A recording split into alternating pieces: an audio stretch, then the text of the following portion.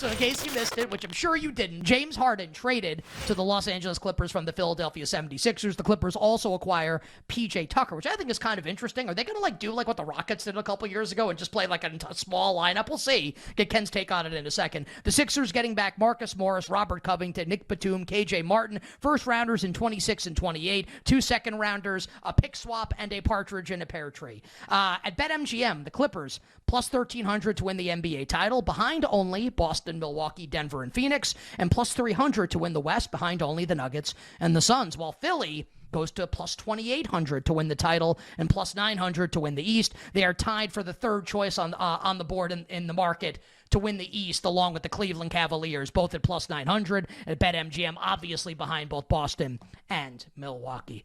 So Ken Barkley, James Harden, it has finally happened. He is a member of the LA Clippers. Your betting reactions for LA, for Philadelphia, and everything moving forward. Sure. Difference between a sports show and a betting show is that on a sports show, this is a huge deal. This is a really, really important thing because it's a superstar player changing teams. And in the NBA, we've been conditioned that if a guy has a really big name and he gets traded, that requires wall-to-wall constant coverage. From a betting standpoint, I would just like to know, what did this make people want to bet?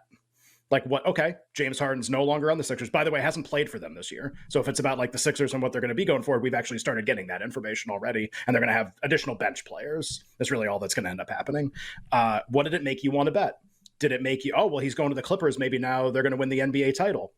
Really? This is the acquisition of the guy who sucks in the playoffs usually and who is old.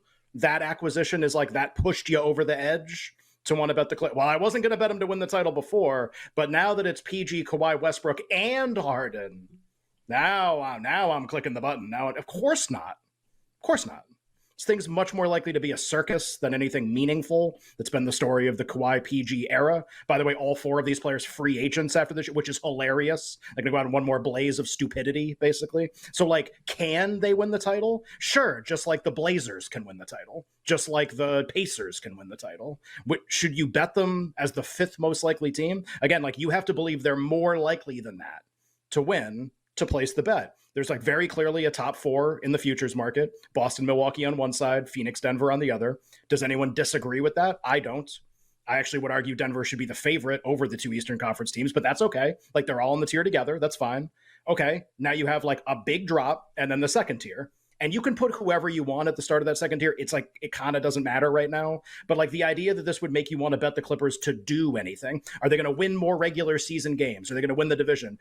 Probably not, because I can't imagine the job of actively load managing 4 players at the same time who will never want to play on back-to-back nights. Sounds like a lot of fun. Sounds like a team I can't wait to watch. What do you think's going to happen? Embiid stays or he goes? I think he stays, and I think it's actually possible they win the championship. Agree.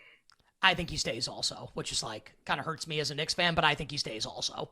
And if he's going to stay, then you would think that they would probably look to use that capital to acquire another asset for this year. I also think he could win MVP again too, and not on the Knicks, unfortunately. That's the offshoot of this, right? So the third star comes in, let's say, or Levine's a star. I don't know if he's a superstar, but he's a star, right? Yeah, so he's Levine, a star. DeRozan, Anunoby. So one of these guys comes in.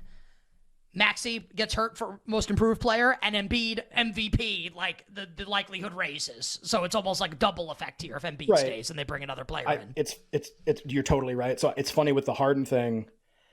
It's a lot of the content today is probably can the Clippers win? How are they going to fit these pieces together to make their run? The last chance for all of these players collectively to make a deep run in the playoffs. That's what's going to guide the conversation. And it's funny because I am just the exact opposite in terms of how I think about the two teams. I think Embiid is the interesting player. He's like Jokic last year to a certain extent. Now, they're not the same player, and Jokic is almost inarguably a better player, but they're both really good, and they're both those types of players, those title stars, we like to call them. Philly's the one with the title star. I care about what they're doing, not what the Clippers are doing. What are they doing for one of the 7 players who can win the NBA championship there? Maybe one of the 5 players who can win the NBA championship this year. What are they doing for him? And it's not even that they've added anything yet. They've actually given something away. Harden, which I don't even know if that hurts too much. Maxey's so good. And if you add anyone else, and it just can't be understated too. And we actually haven't talked about it all on the show recently. Nick Nurse for Doc Rivers in the playoffs. Like, Yeah. so you've got Embiid in his title window, probably for the first time in his career, like year 7, year 8. This was Jokic last year. This was the conversation. You've got Embiid in his title window. You've got Nurse instead of Rivers. You've got Maxey taking a huge leap forward, replacing Harden, who you don't want in the playoffs. These are all insanely positive things for the Sixers winning the title. Even if you like Boston or Milwaukee or Denver more, and I like Denver way more, like, you have to at least acknowledge that in the playoffs, these little tweaks, not even little, these things that have changed are like a little, they might be something. Like, they might really be something. Now, maybe Embiid's just always hurt. Maybe he's always gassed. Okay, cool. That's a flaw with like the fundamental thing, the star himself. But like, I think this is like a reasonable opinion to have, that like after Denver and maybe after Milwaukee, like Philly, like who's the most likely team to win after those two for me? It's actually, I think it's the Sixers. And I would say it's not close, but like Phoenix is a little interesting too. But like, I think the Sixers are really in that group. And it's funny because the news today is that they lost something. And then all I want to talk about is how I think they're actually really interesting. Adam, of course, noted Philadelphia guy, noted Philly sports fan. My friend, what'd you think of the James Harden trade to the Los Angeles Clippers? Your thoughts for your Sixers, the Clippers, and how it impacts things in the NBA? I woke up today. I had my green juice. I opened up my phone, and then I saw like 18 text messages from people. And then I looked on Twitter and I saw the Woj tweet. And my wife is like 9 months pregnant right now. And I walked in and she's like sleeping. And I said, babe, I have amazing news. And I leaned in and I go, James Harden isn't on the Sixers anymore. And she just went, that's great, babe. Leave me alone. I'm so happy. I cannot believe somebody took him again. How do you see what happened in Houston and Brooklyn and now Philly and go, yeah, that's worth our bench depth and a multiple draft picks? Do I think that the Sixers are done after this? No. I think that this is going to be turned into either a Zach LaVine or an OG Anunoby, or my dream is DeMar DeRozan. I don't know if that's possible, but I think that what you've seen in the first 3 games of the Sixers is that Tyrese Maxey is an absolute star. He's averaging, I think, 37-6, and he's shooting 56% from 3 on nearly 8 attempts a game.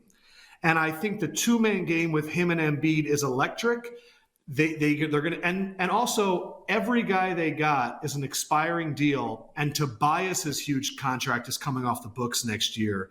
The Sixers have a lot of flexibility. So from a fan perspective, I'm just happy to move on. I don't think this is the final team. I'm happy to move on. From the trade deadline, quarterback, non-quarterback, any application to this week, what were just some of the most interesting things for you? Yeah, I have a lot of thoughts on this trade deadline. Let's start with the Vikings, just because they have a legit chance to make the playoffs. They're in the 7th spot now.